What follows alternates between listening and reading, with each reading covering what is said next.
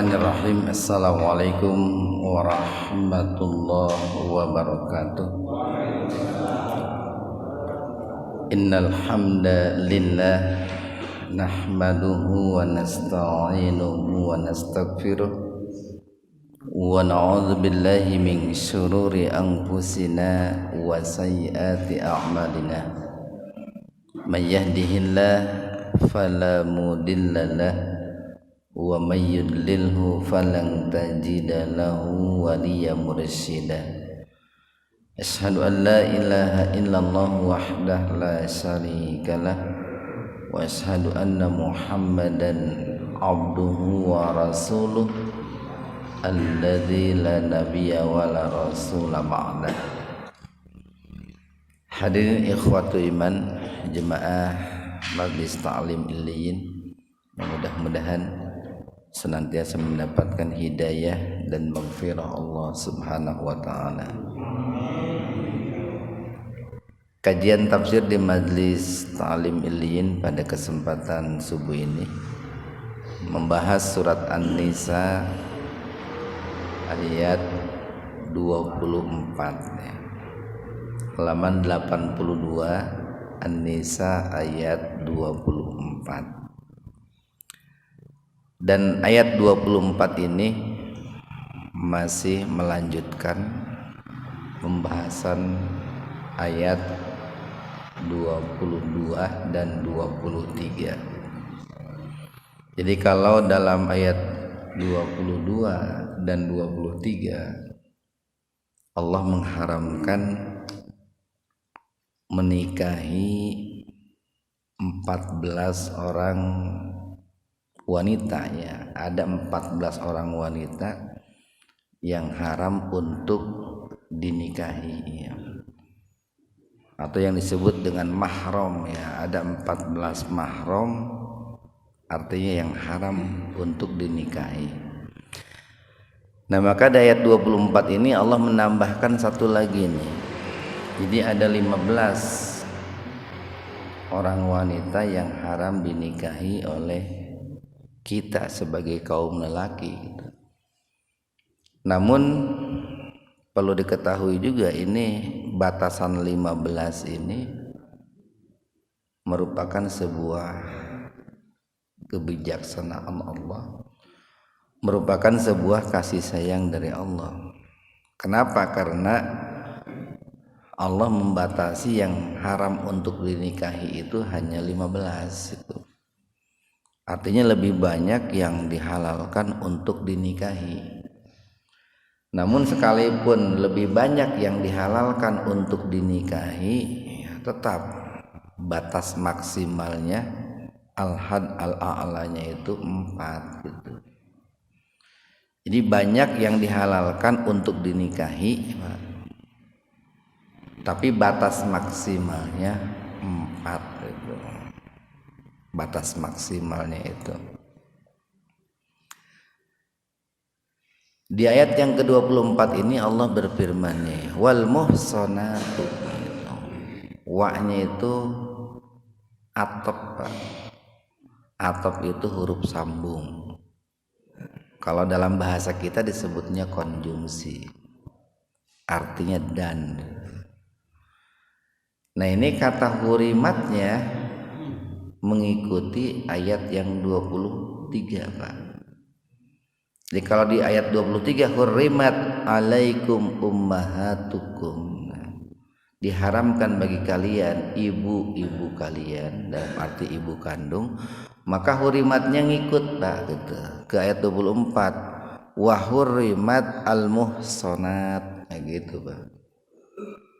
Dan diharamkan juga bagi kalian wa hurrimat alaikum al-muhsanat. Nah, siapa al-muhsanat itu? Nah, gitu. Muhsanat itu diambil dari kata hasona, Pak. Hasona yahsunu. Hasona yahsunu itu artinya satu orang yang suci itu, orang yang mensucikan diri, Pak. Yang kedua, hasana yahsunu itu adalah orang yang bersuami gitu. atau yang ketiga hasona yahsunu itu menjaga kehormatan gitu.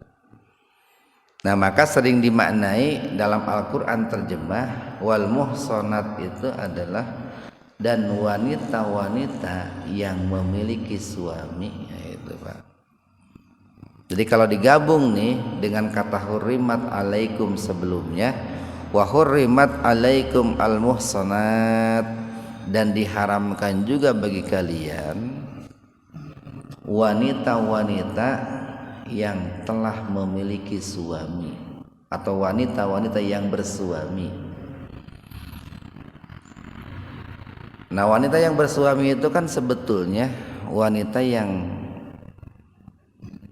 menjaga kesuciannya, menjaga yang menjaga kehormatannya, atau wanita yang mesti menjaga kesuciannya, yang mesti menjaga kehormatannya dari orang lain yang bukan suaminya, kan gitu. Kenapa? Karena dia kan sudah ada yang jaga gitu Pak. Atau lebih kasarnya makan karena dia itu sudah punya barang Pak gitu. Maka jangan mencari barang yang lain gitu. Dia itu sudah punya golok gitu. Maka jangan mencari golok yang lain. Dia itu sudah punya ini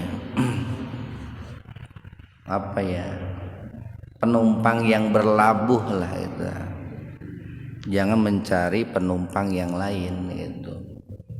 Ya makanya disebut muhsanat itu seperti itu.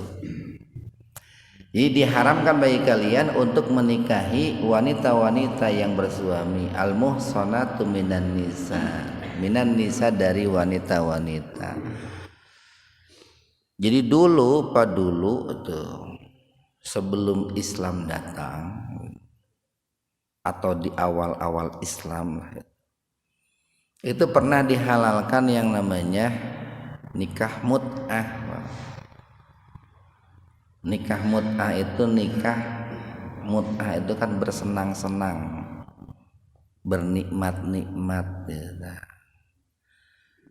Dan sampai sekarang masih dilakukan oleh orang-orang Syiah itu Pak.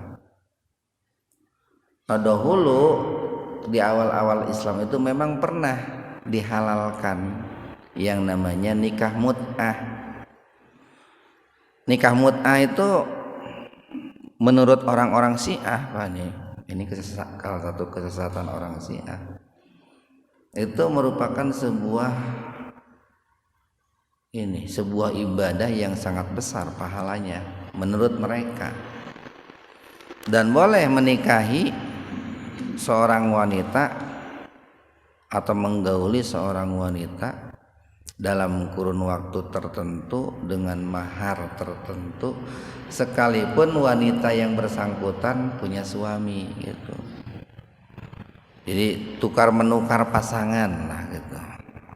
Kalau memang suka silakan saja dengan waktu tertentu dan mahar tertentu. Nah makanya ketika dalam khutbah dalam Fathul Mekkah, ditaklukkannya kota Mekkah, Nabi itu berkhutbah. Nah salah satu khutbahnya itu, dahulu aku halalkan, aku bolehkan kepada kalian nikah mut'ah gitu. Tapi mulai sejak ini sampai hari kiamat aku haramkan kepada kalian nikah mut'ah. Itu sudah dihapus Pak. Jadi nikah mut'ah itu sudah dihapus, sudah dibatalkan, sudah dilarang keras oleh Rasulullah sallallahu alaihi wasallam. Nah itu Pak. Nah kenapa kok dahulu pernah dihalalkan nikah mut'ah? Jadi kan Islam itu Pak dalam melarang suatu perbuatan yang buruk itu dilakukan secara gradual ya, secara bertahap. Awalnya kan dahulu orang itu senang berzina Pak. Kayak binatang lah gitu, kayak hayam.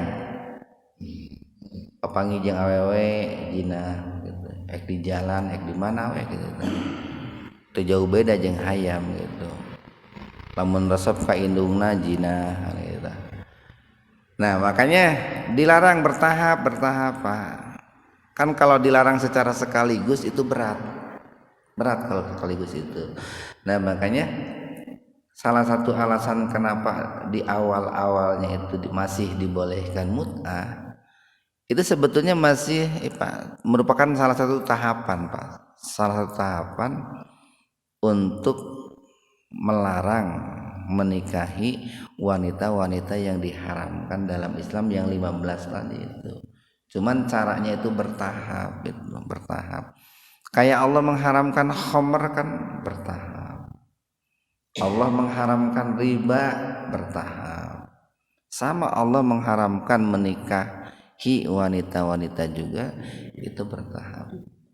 Nah, tetapi kalau sudah turun Pak, sudah turun ayatnya, maka larangan itu menjadi sebuah larangan yang keras, larangan yang final gitu. Jadi sekarang nggak boleh yang namanya nikah mut'ah itu, dan yang namanya pernikahan mut'ah sebetulnya kalau agama-agama nih yang dinyatakan sesat lah oleh ulama, oleh MUI, biasanya iming-imingnya itu dua itu.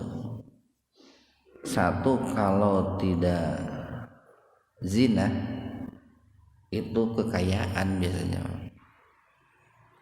Jadi ada agama yang menawarkan kekayaan lah, gampang beunghar. Maka biasanya orang-orang yang ekonominya lemah itu mudah terpikat. Atau ada agama yang menawarkan perzinahan atau pertaubatan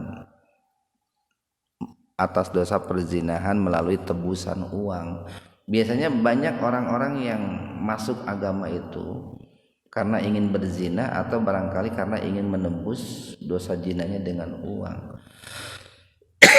Itu kalau ajaran-ajaran sesat itu biasanya tidak lepas dari dua hal tadi itu. Jadi sekali lagi nih, diharamkan bagi kalian wanita-wanita yang bersuami yang menjaga kesuciannya, illa kecuali wanita-wanita malakat yang dimiliki aimanukum oleh tangan kanan kalian. Maksudnya begini nih Pak nih, dalam perang ini Pak, dalam perang Autos itu ya, dalam perang Autos. Perang Autos itu perang setelah perang Hunain itu. Nah, setelah perang Hunain itu, perang Autos, umat Islam itu mendapatkan kemenangan. Nah, ketika mendapatkan kemenangan itu kan biasanya ada yang namanya ghanimah gitu Pak. Ghanimah itu harta rampasan perang. Harta rampasan perang itu macam-macam itu. Ada persenjataan, ada makanan, ada minuman, ada pakaian, ada kendaraan. Kendaraan perang maksudnya kuda, unta lah. Termasuk ada harta rampasan perang itu berupa tawanan perang. Nah, itu Pak. Nah, tawanan perang itu diantaranya ada perempuan-perempuan, ada wanita-wanita.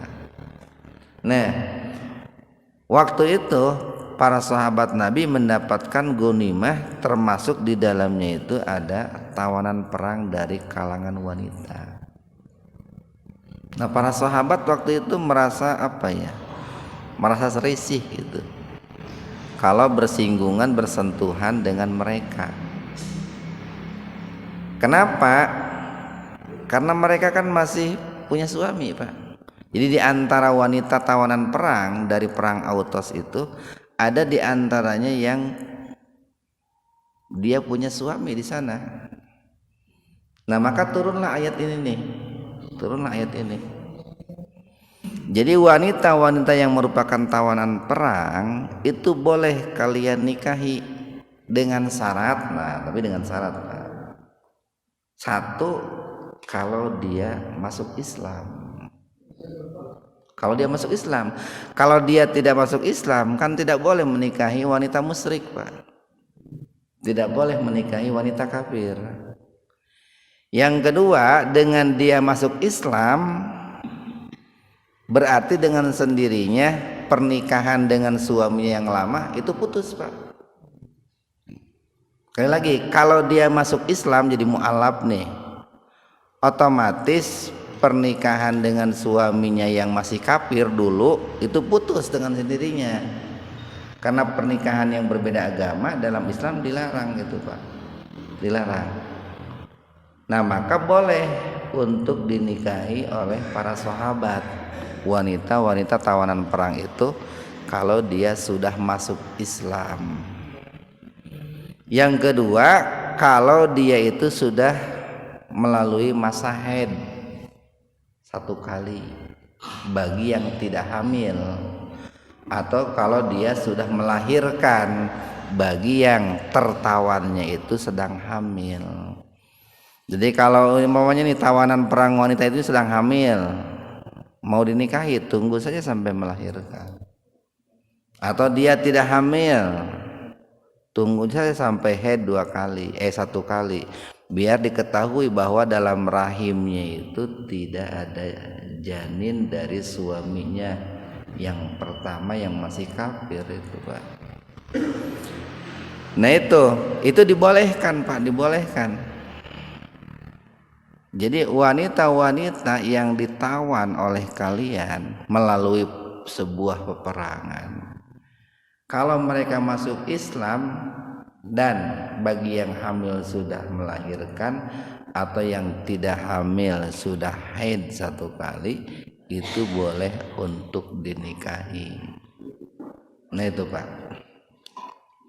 Kitaban itu merupakan suatu ketetapan Allah alaikum atas kalian. Suatu ketetapan dari Allah atas kalian. Wa uhilla, dan dihalalkan. Lakum, bagi kalian. Jadi yang namanya halal itu adalah sebuah aturan Allah yang membatalkan segala hal yang diharamkan. Jadi awalnya kan ada yang diharamkan, ini haram, ini haram, ini haram, ini haram, ini haram. Ketika muncul kata uhilla, dihalalkan, maka yang haram itu bisa jadi halal. Kayak begini nih kan, di ibadah haji umroh ada yang namanya ihram kan gitu, Pak. Ketika orang itu sudah berihram, sudah mengenakan pakaian ihram, maka hal-hal yang oleh Allah itu dilarang haram dilakukan kan gitu. Ketika orang yang haji atau umroh itu tahallul, naon tahallul teh? Mencukur rambut, yang diharamkan itu dicabut jadi halal gitu. Nah kayak begitulah.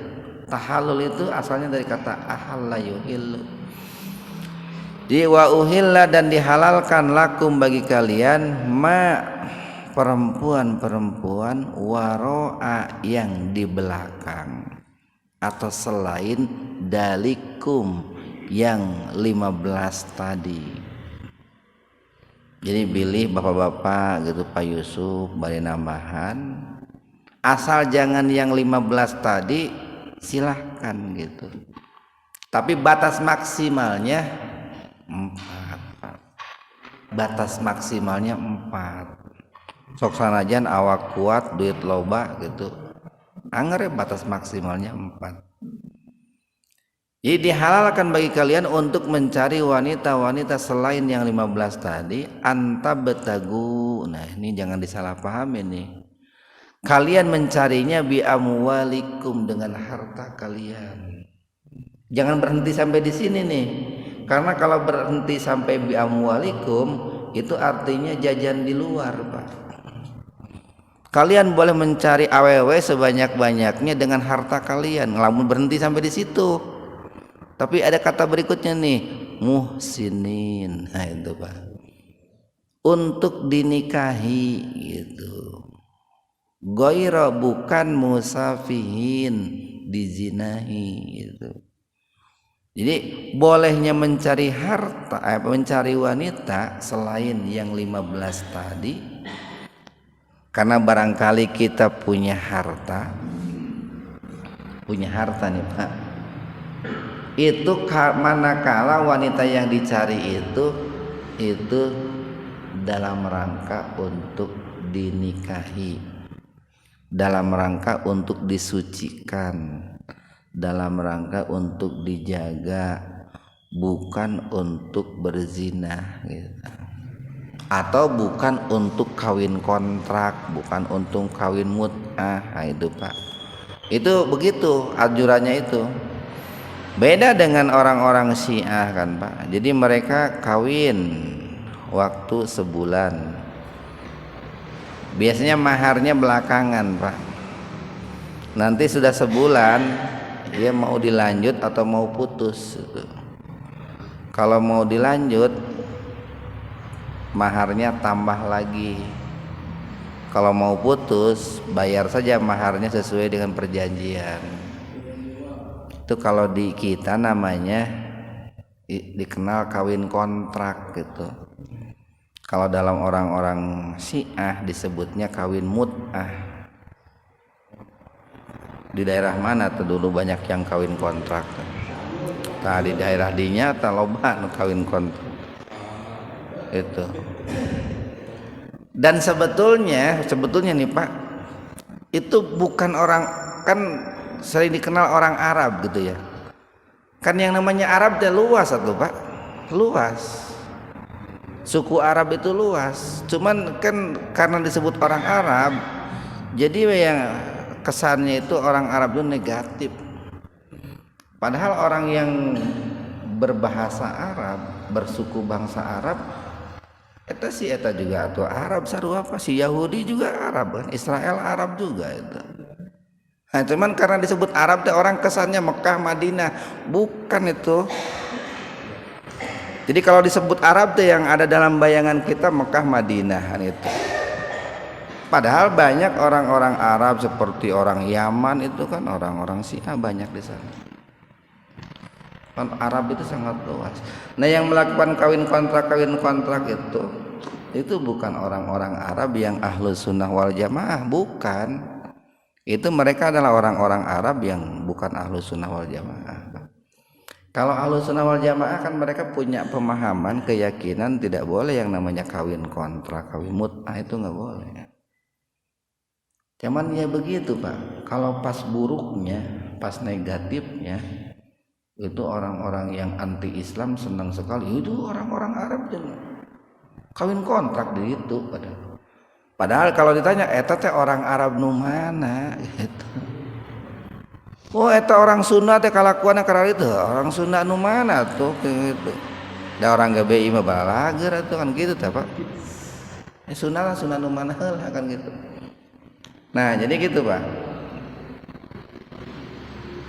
Jadi boleh mencari wanita selain yang 15 tadi dengan maksud untuk dinikahi, bukan untuk dizinahi atau bukan untuk dikontrak.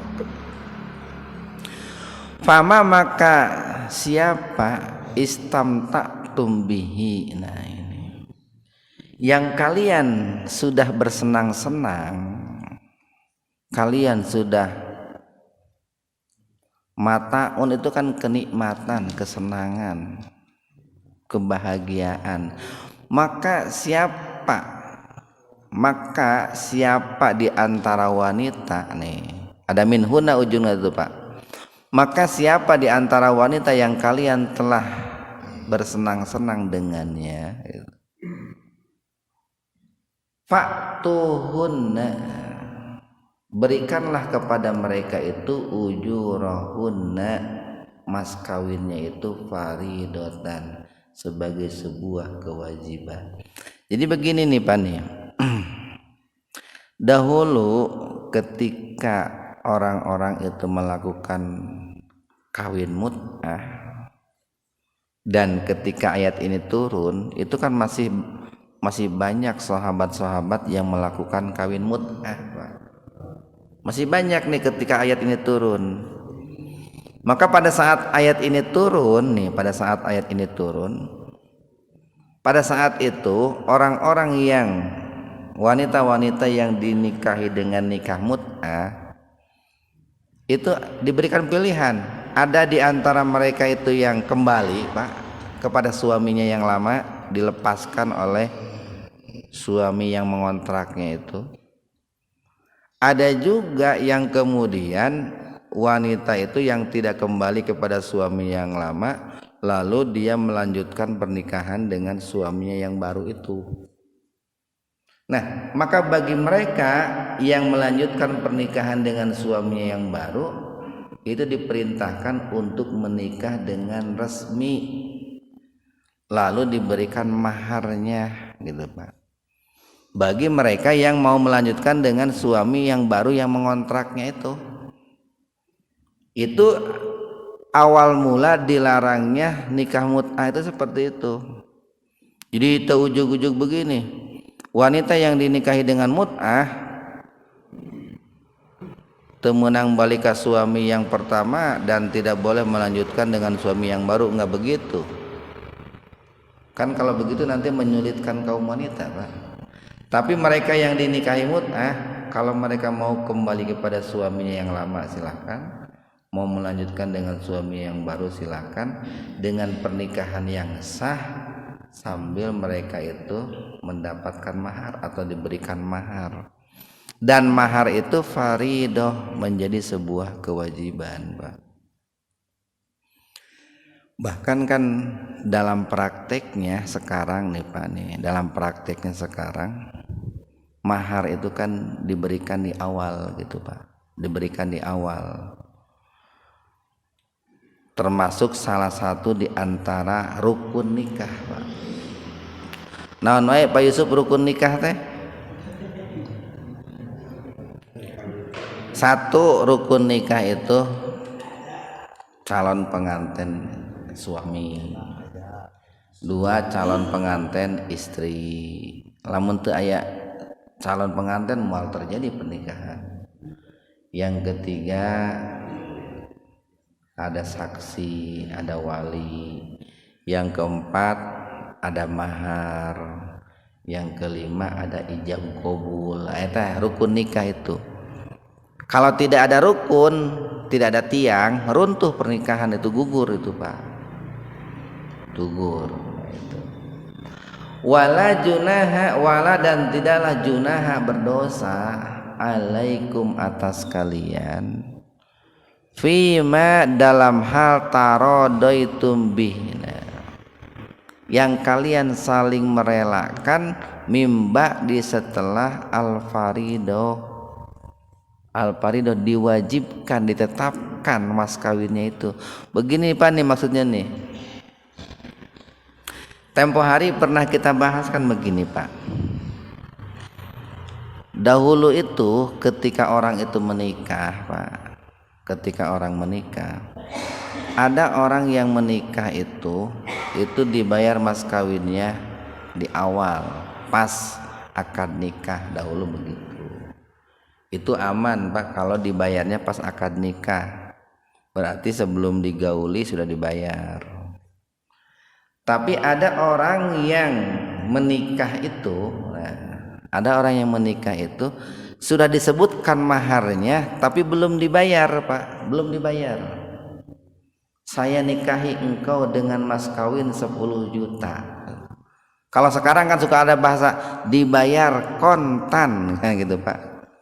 Saya bayar engkau dengan mas kawin 10 juta, dibayar besok. Nah itu. Nah ternyata pas malam pertamanya itu tidak terjadi hubungan suami istri.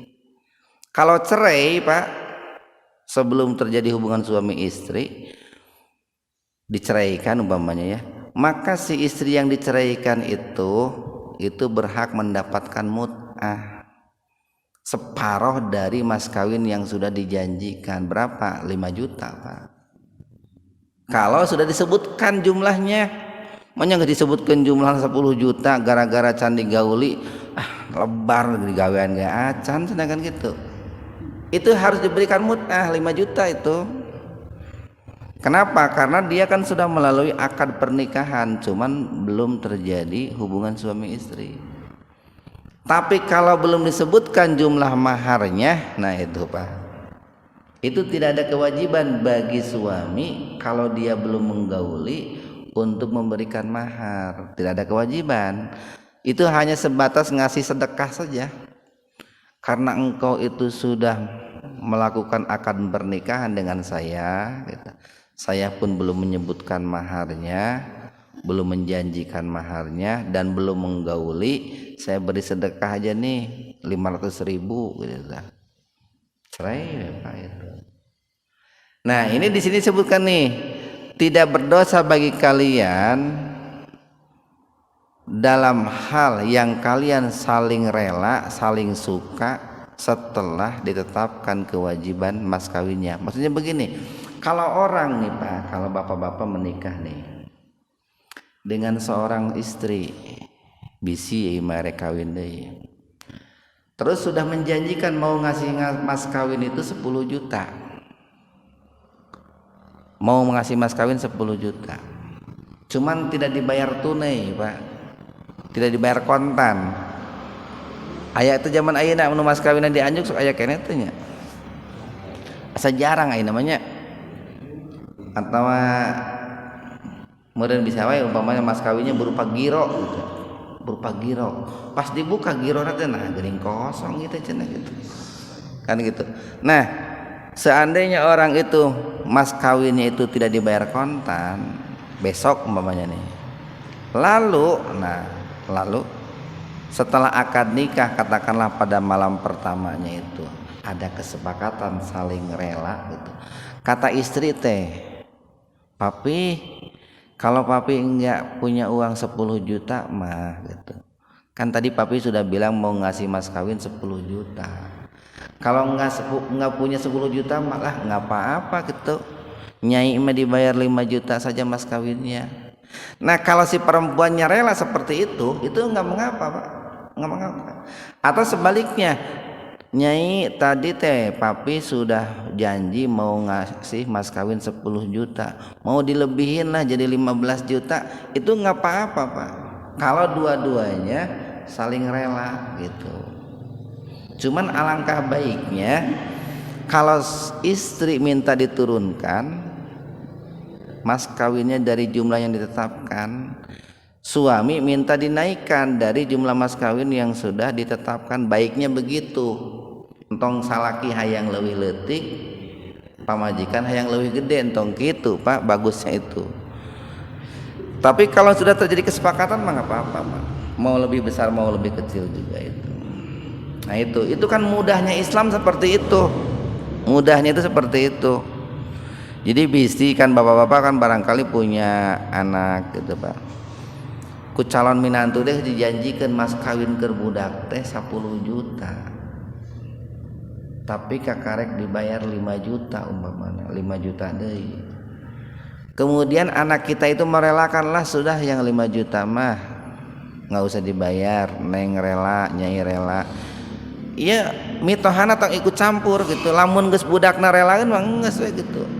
Untong neng lebar ke 5 juta deui tagih tong gitu. Aing geus relaeun mah ngikut we orang tua bapak gitu. Sekalipun yang namanya mas kawin itu wajib gitu Pak, wajib. Tapi alangkah baiknya kalau wanita itu mempermudah Pak, mempermudah. Dan alangkah baiknya laki-laki itu memperbesar mas kawin dalam rangka menghormati yang namanya perempuan itu Pak. Kita lanjutkan nih. Innallaha, sesungguhnya Allah, karena keadaannya itu aliman, maha mengetahui, hakiman, dan maha bijaksana. Ini sedikit tambahan nih. Untuk yang pertama tadi,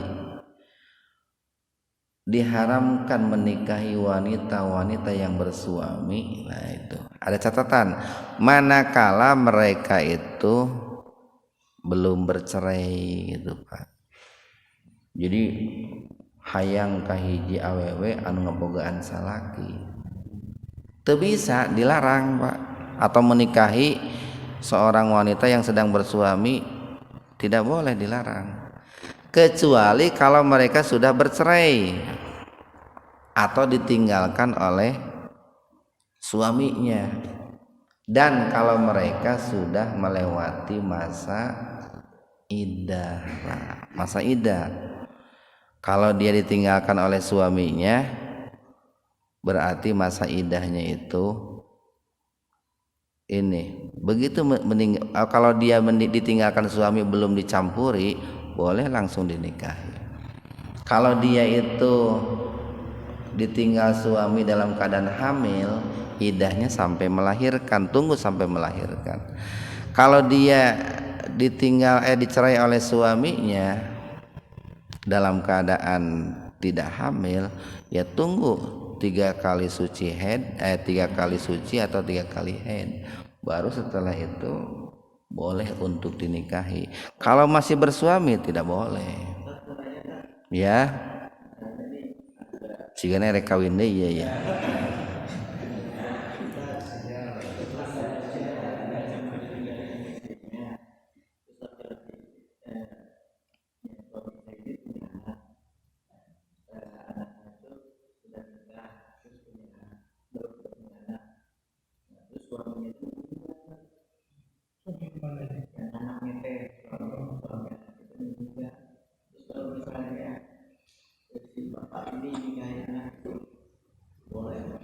Bapak yang mana lah?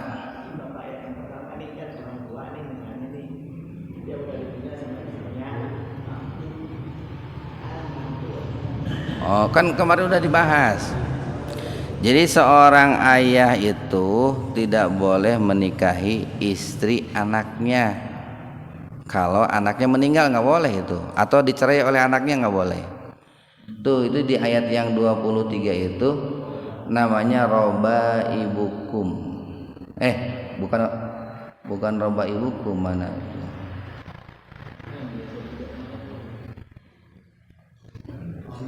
Khalailu abnaikum tuh. Dan diharamkan bagi kalian menikahi halailu abnaikum alladzina min aslabikum, yaitu istri-istri dari anak kandung kalian. Itu kalau istri dari anak tiri boleh Pak, istri dari anak tiri ya, manakala dicerai oleh anak tirinya atau manakala anak tirinya meninggal, itu secara hukum boleh. Tapi kalau istri dari anak kandung tidak boleh. Kalau istri dari anak angkat boleh Pak. Sekali lagi, istri dari anak angkat. Kalau istri anak angkatnya itu dicerai atau anak angkatnya itu meninggal. Dulu kan Nabi Muhammad menikahi siapa tuh? Mantan istrinya Zaid bin Haris. Istrinya Zaid itu dicerai oleh Zaid. Zaid itu anak angkatnya Nabi itu. Zaid itu anak angkat Nabi. Lalu Zaid menikah, kemudian istrinya dicerai. Setelah itu mantan istri Zaid dinikahi oleh Rasulullah sallallahu alaihi wasallam. Itu dalam rangka menghapus hukum tabani, hukum mengangkat anak-anak, anak angkat. Karena dulu yang namanya anak angkat itu mendapatkan warisan. Termasuk mantan istri anak angkat dulu tidak boleh dinikahi. Turunlah tuh ayat tentang tabani. Mantan istri anak angkat boleh dinikahi, tapi tidak boleh menikahi mantan istri anak kandung, itu tidak boleh. Ya, terima kasih. Sekian, assalamualaikum warahmatullahi wabarakatuh.